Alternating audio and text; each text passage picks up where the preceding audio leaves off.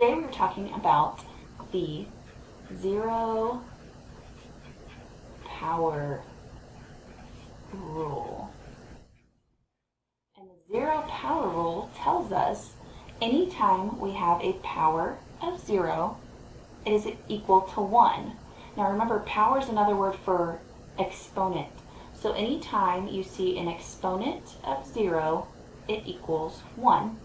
It doesn't matter what the base is. So 2 to the 0 power equals 1. Now, say we had 467 to the 0 power, that would still equal 1. So you could call this the zero exponent rule. It's formally known as the zero power rule, but if it helps you to remember it by thinking of zero exponent rule, then call it that. That's totally fine. But anytime you see a 0 as an exponent, the answer is 1. Even if it looked like this. X as our base to the 0 exponent, or to the 0 power, is 1. Because again, it doesn't matter what our base is. We don't know what x equals, but we know that anything to the 0 power is 1. So that's the zero power rule. And you're probably wondering, well, wait a minute. All of these exponent rules, we've been able to expand out and make sense of them. So let's try that. Let's say we had 2 to the 3rd power over 2 to the 3rd power.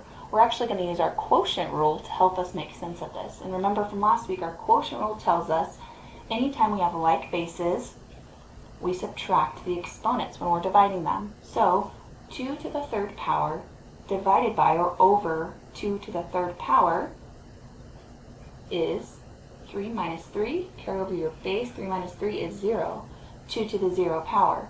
Well, the 0 power rule just told us that anything to the 0 power is 1, right? So this would be the simplified answer. It would be 1. But let me show you how that makes sense. The answer is 1. So 2 to the 3rd power expanded out is 2 times 2 times 2, right? And then divided by 2 to the 3rd power, 2 times 2 times 2. Well, 2 times 2 is 4, times 2 is 8. So I have an 8 on top. And then 2 times 2 is 4, times 2 is 8. That's 8 over 8. You could get your calculator and divide 8 over 8, and you would get 1. Or you just know that anytime you have something the same on the top and on the bottom, if they're the exact same number, it's equal to 1. So the quotient rule helps us prove the power rule. And the zero power rule tells us anytime you have an exponent or a power of 0, it equals 1. Again, it doesn't matter the number. So I'm going to throw a really crazy one at you. Say we had